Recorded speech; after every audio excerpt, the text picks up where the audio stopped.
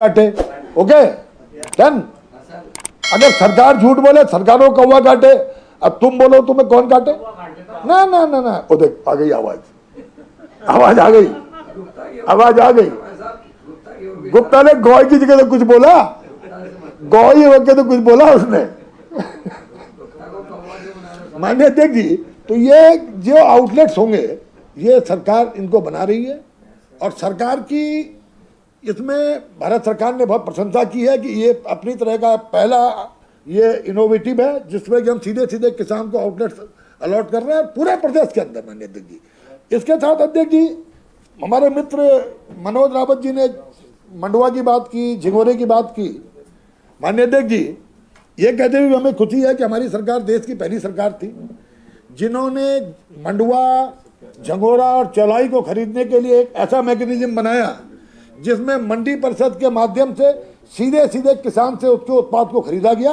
क्योंकि हालात ये थी कि आड़ती 11 रुपए किलो मंडवा खरीद रहा था, हमने मंडी के माध्यम से एमएसपी में के आधार पर उसे खरीदना प्रारंभ किया। और खुशी इस बात की है कि हम पहला राज्य और बने देश का जहां सारी कोऑपरेटिव सोसाइटीज के माध्यम से हमने इस वर्ष खरीदारी प्रारंभ की है।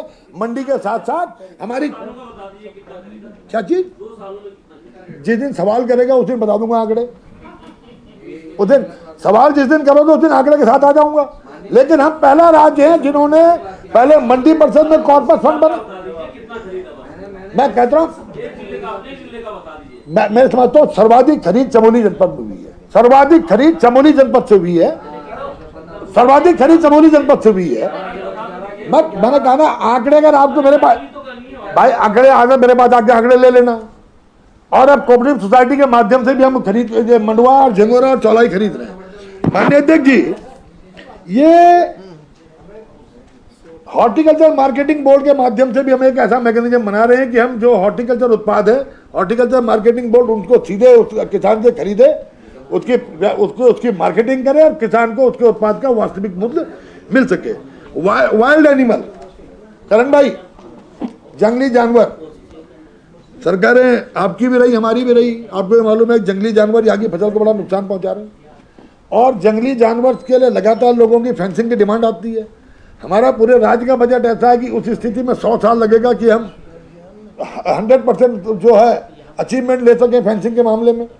मुझे इस बात का विश्वास है कि जो अभी हमने प्रस्ताव भेजा है 100% सैचुरेशन का फेंसिंग का 300 कुछ करोड़ का भारत सरकार को, इसमें हमें स्वीकृति मिलेगी और हम इस राज्य के किसानों को फेंसिंग के माध्यम से कहीं ना कहीं जंगली जानवरों से उनकी जो मुसीबतें उससे छुटकारा देने में सफल होंगे। ये भी देश का हम पहला राज्य है जिन्होंने कोविड के बाद अपने जिला योजना में ये बजट का प्राविधान किया कि 40% पैसा भैया मैं काटने जोड़ने की बात नहीं कर रहा, चलो जितने की भी जिला योजना होगी हैं, या आपसे पूछो, ये किसी का मामला नहीं है। ये इसका सवाल नहीं है, ये इसका सवाल नहीं है। इसका सवाल होता मैं इनसे पूछ के जवाब रखता, इसका सवाल होता मैं इनसे पूछ के जवाब रखता। माननीय अध्यक्ष जी, अब अभी एक चिंता बहुत बढ़िया करण मेहरा जी ने की थी कि साहब सब बड़े लोग फायदा उठाते हैं और वास्तविक जो नीडी है उसको मदद नहीं मिल पाती। हम लोग अपने विभाग में बहुत जल्दी आदेश करने जा रहे हैं, पत्रावली बनने तैयार है। आयकर दाताओं को 10 लाख से नीचे की योजना में, कृषि और उद्यान विभाग में कोई योजना में उनको फायदा नहीं मिलेगा। जो आयकर दाता है 10 लाख तक की योजनाओं में उन लोग वो एलिजिबल नहीं होंगे, 10 लाख से ऊपर की योजनाओं में एलिजिबल होंगे ताकि छोटी योजनाओं का वास्तविक फायदा गरीब व्यक्ति को मिल सके। ये हम अपने विभाग में करने जा रहे हैं। और माननीय अध्यक्ष जी, IIDF के माध्यम से भी जो अभी मेरे मित्र की एक और चिंता थी कि किस तरह जो बागवान उत्पादक हैं उनको किस तरह हम लोग मदद दे सकें। हम पर्याप्त संख्या में कोल्ड न्याय पंचायत स्तर पर कोल्ड रूम्स बनाने का हमारी सरकार ने निर्णय लिया है कि ताकि न्याय पंचायत स्तर पर कोल्ड रूम्स बना करके हम पे उनकी जो आवश्यकता है उसके अनुरूप उनको कोल्ड रूम दे करके उनके बागवानी उत्पाद को एक प्रिजर्वेशन का काम दे सकें, सुविधा दे सकें। तो ये तमाम आदेश भाई दाम दुगने करने से नहीं, ये जो चीजें मैंने बताई इससे किसान की आय दुगनी होगी। और एक मिनट, और गन्ना भुगतान, ओ भाई अब गन्ने पे आ जाओ, गन्ने पे आ जाओ भाई, जरा अपनी आत्मा पे हाथ रख के कहो तुम्हारी सरकार में कितना % भुगतान हुआ था गन्ने का? आत्मा पे हाथ रख के बात करो, सुन लो ना। 99% भुगतान इस वर्ष का हो चुका है। एक, अब ममता जी ने जो बात कही, मैं सदन को आश्वस्त करना चाहता हूं कि सरकार ये रुक जाओ, मैं ममता को आश्वस्त करना चाहता हूं, सरकार निर्देश देगी अधिकारियों को कि जिन गन्ना उत्पादकों का मिलों पे बकाया है उन पर आरसी स्थगित कर दी जाए। इस बारे में आप सरकार बिल्कुल संवेदनशीलता के साथ है और उन पर आरसी की स्थिति को स्थगित करा दिया जाएगा।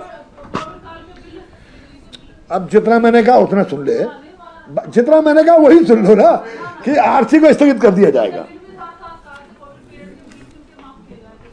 नहीं, अगर उन किसानों का बकाया मिल पर उनकी कैंसिल की जाएगी।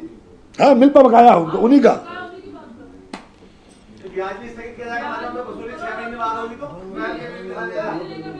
अब सारी बात तुम्हें, सारी बात ओ भाई, सारी बात तुम्हें बता दें तो मंत्रिमंडल क्या करेगा? बैठ जाओ, बैठ जाओ। मैं आदेश की बात कर रहा हूँ, बैठ जा।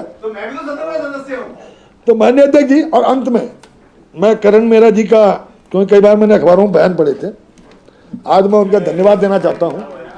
आज मैं उनका धन्यवाद देना चाहता हूँ कि उन्होंने इस बात को, इस कंसेप्ट को समझा कि सरकार की मंशा कृषि और उद्यान के एकीकरण के पीछे ये है कि किसान को वास्तविक फायदा मिल सके, क्योंकि वो गेहूं भी बोता है और उसके साथ साथ वो अपना बागवानी उत्पाद भी बोता है।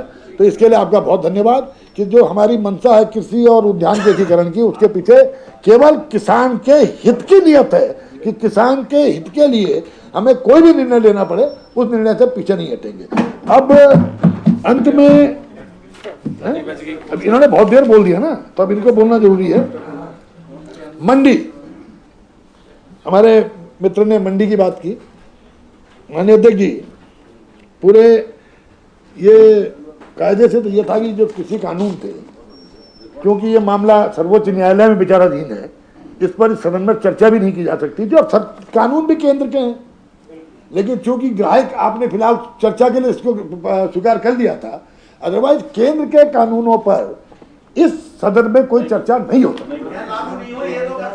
अब लागू तो अभी सर्वोच्च न्यायालय ने सबको वो किया हुआ है, सर्वोच्च न्यायालय ने कमेटी, सर्वोच्च न्यायालय के द्वारा एक कमेटी बनाई गई है, इस पे लागू तो वैसे भी नहीं है, सब जुडिस। लेकिन माननीय अध्यक्ष जी, क्योंकि सारे देश में ये कानून लागू हुआ था, सारे देश में कानून लागू हुआ, ये ट्रेड एंड कॉमर्स मिनिस्ट्री से हुआ, लेकिन हमारा राज्य उन राज्यों में था जिन्होंने इन रिफॉर्म्स को अपने राज्य में केंद्र के कानून से पहले ही लागू कर दिया था।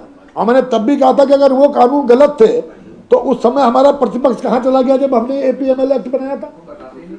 बता, इसी सदन ने पास किया, इसी सदन ने एपीएमएल एक्ट पास किया माननीय अध्यक्ष जी, और भारत सरकार जब ये कानून लाई उससे काफी पहले हमने पास कर लिया था।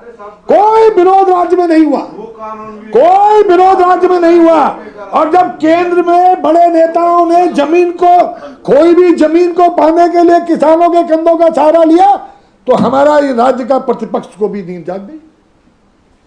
माननीय अध्यक्ष जी, माननीय अध्यक्ष जी, केंद्र सरकार हमारी, हमने विरोध किया था, कहीं विरोध दिखा दो। कानून सर्वसम्मति से पारित हुआ जी, सर्वसम्मति, क्या आपका कानून सर्वसम्मति से पारित हुआ? क्या हाउस में रहते हो? सर्वसम्मति से पारित हुआ मान्यवर, हमने उसका विरोध किया था। बिल्कुल गलत बात मान्यवर, सदन को गुमराह करने वाली बात आप कैसे कर सकते हैं? उस वक्त हमने इसका विरोध किया था और हमने उसका हमने विरोध किया था, विरोध किया था, उस दिन भी विरोध किया था, आज भी विरोध करते हैं, हमने विरोध किया था।